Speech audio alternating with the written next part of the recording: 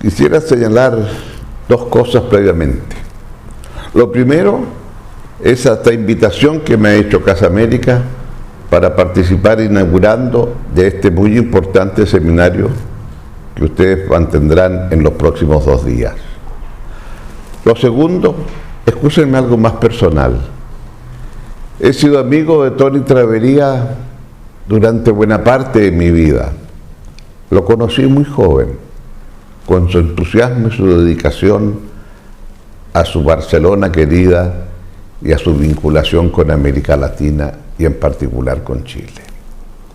Cuando hablamos de este seminario en enero de este año, lo hicimos con el optimismo de que íbamos a tener un gran encuentro en Barcelona. Hoy Tony no está y mis reconocimientos por lo mucho que él ha hecho por la vinculación de Barcelona con esta América al otro lado del Atlántico. Dicho esto, quisiera comenzar señalando que también habría querido estar con ustedes personalmente.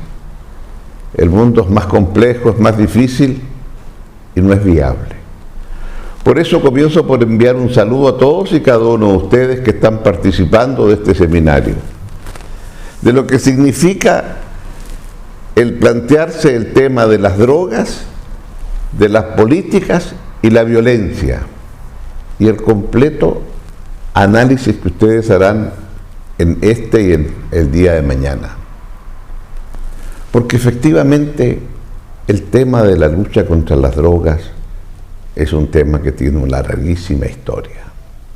Sí, sabemos que fue en 1960 cuando Naciones Unidas adoptó una política frontal para combatir el consumo, para combatir el mercado de las drogas y por supuesto para combatir el cultivo y su consumo. Cultivo, mercado y consumo, todo fue objeto de una lucha frontal. Se convirtió en delito cultivar. Nos olvidamos si podía haber cultivo por razones personales o medicinales. Se convirtió, por cierto, en delito traficar a lo largo de los continentes y también se penalizó el consumo de todas las drogas, así fuera a título personal. Esta política de guerra global empezó a erosionarse, empezó a constatarse las dificultades que entrañaba. El entender que a lo mejor podíamos pensar después de un tiempo, después de 20, de 30, de 40 años, y ver cuál era el resultado. Había más cultivo, había mayores volúmenes de dinero involucrado en el tráfico de drogas y finalmente el consumo también aumentaba. No obstante la guerra frontal, no teníamos resultados exitosos.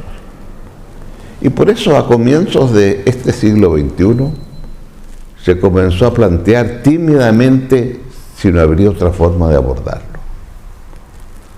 Y recuerdo entonces conversaciones muy preliminares con quienes, luego de la experiencia en el gobierno, en donde fuimos avanzando en esta lucha contra la droga, pero fuimos sintiendo que la perdíamos. Recuerdo que fui ministro de Educación en 1990 y veíamos cómo el consumo de la droga en Chile era muy intenso en las escuelas del norte de Chile, cerca de donde se cultivaba, en los países vecinos de Bolivia y Perú, especialmente la coca. Y pretendimos entonces hacer una barrera para que no continuara al sur. Dejé el ministerio, me olvidé del tema y cuando asumí la presidencia ya el consumo había llegado a la capital de Chile y de ahí hacia el sur. Era evidente que esa droga, su consumo y su combate, la estábamos perdiendo.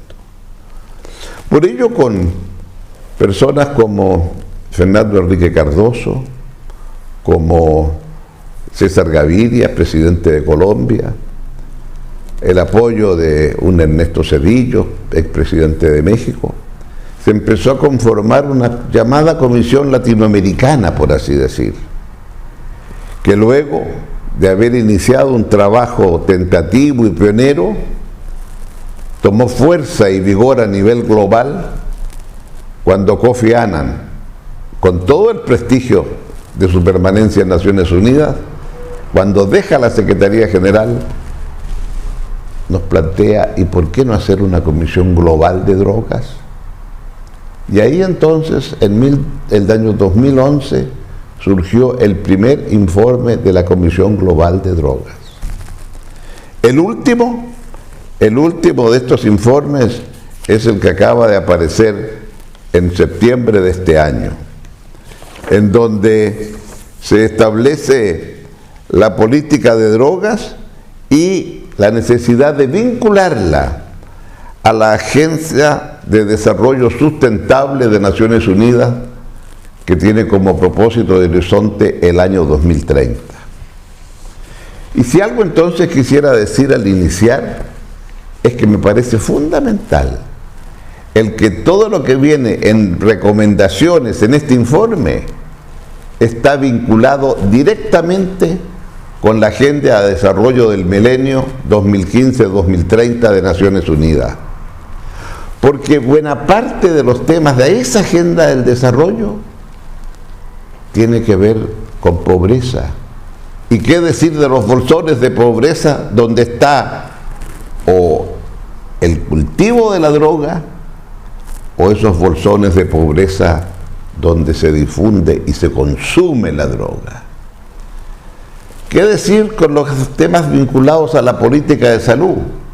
¿Y en qué medida respecto de aquellos que son ya prácticamente enfermos irrecuperables, donde la adicción es de tal envergadura que ya es imposible reinserción? Empezar a tratar a esos enfermos irrecuperables como enfermos y que sean los propios programas de salud los que se hagan cargo de ellos. En suma, lo que quiero plantear es que ha habido un avance en un conjunto de organismos del sistema multilateral de Naciones Unidas que puede ser permeado también por precisamente lo que son las recomendaciones de la política de drogas hecha por la Comisión. Efectivamente, comencemos por el cultivo. El cultivo de la droga implica que esas drogas que allí se cultivan, sea el opio, sea la coca, sea el cannabis, implican ingresos modestos a nivel de aquel que lo produce de forma casi artesanal. Cada vez que se va ese cultivo, una vez cultivado, una vez extraída la coca o extraído el opio, y empieza el largo proceso de transportarlo hasta los lugares de consumo, es donde se va encareciendo la droga. Pero lo que se paga es mínimo, pero es la subsistencia del que la cultiva. Entonces, primer elemento a pensar, la guerra a los que están modestamente cultivando y que reciben la centésima parte de lo que será el precio final de la droga, es su única fuente de subsistencia. Como me dijo el presidente Banzer de Bolivia en una ocasión, estoy comenzando a resolver el problema porque recibo alguna ayuda económica internacional para compensar al campesino en la forma de avanzar, para que haga otro cultivo y no cultive droga. Esta tal vez es la primera lección a aprender. La segunda viene en ese largo transporte. Se hizo hace un informe sobre la droga por la Organización de Estados Americanos, la situación del cultivo y exportación.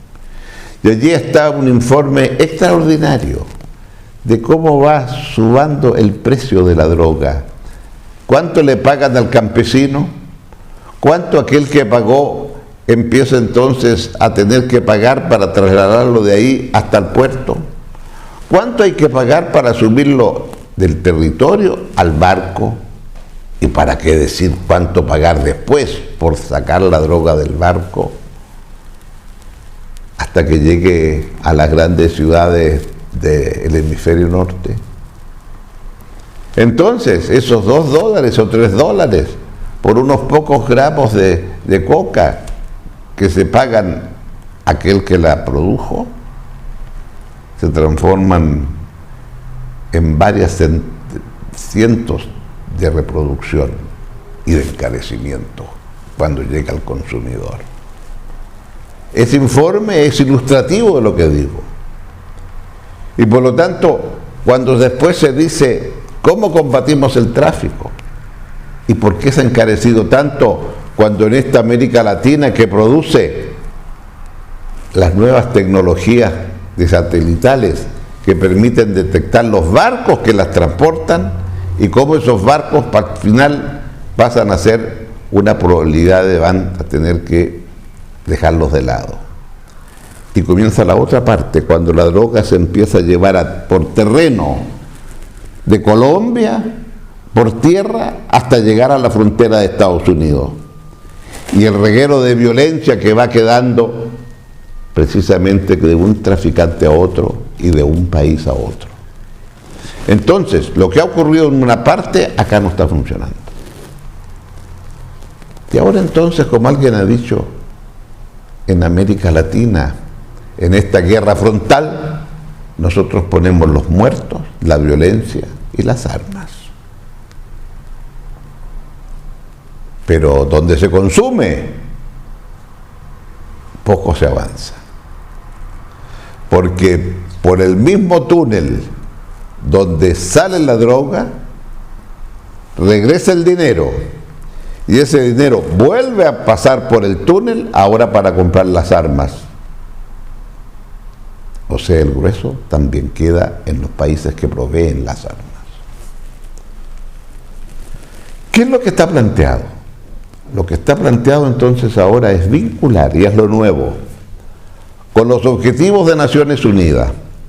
Y la próxima reunión gubernamental a nivel de ministros en marzo del año próximo, en el marco de Naciones Unidas, lo más importante que tiene es que todo lo que hemos aprendido en materia de drogas lo podemos vincular con la política de Naciones Unidas de cada uno de sus países que se ha comprometido con los objetivos de desarrollo del milenio.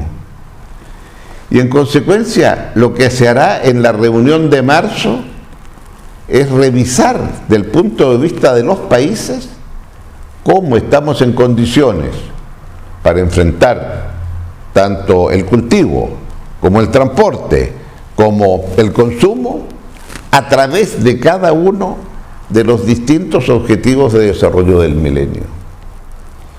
Es cierto, estamos en presencia de un mercado que, al decir del informe, es de los 450 a 600 mil millones de dólares por año. Ahí está el reguero de la corrupción para ir corrompiendo a los funcionarios estatales, para ir corrompiendo a las aduanas, para ir corrompiendo a los policías en muchos casos.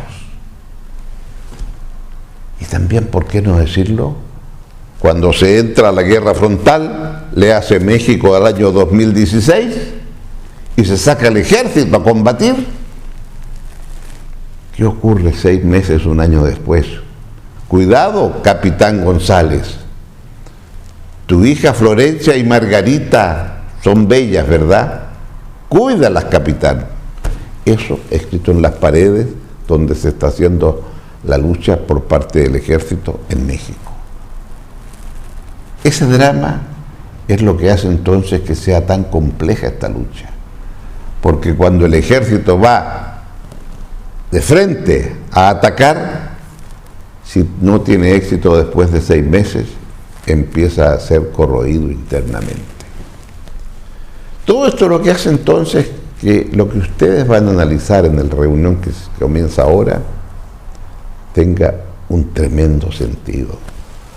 porque efectivamente, la primera de las mesas redondas que ustedes tienen ahora es el control de drogas y su legado hoy.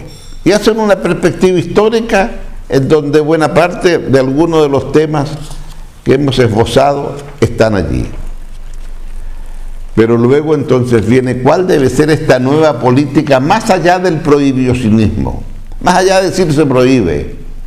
Y aquí entonces es tan importante entender también cuáles son las bondades de las drogas, los peligros de las drogas y la necesidad entonces de ver en qué forma se puede hacer la legalización del consumo. Y esto me parece central.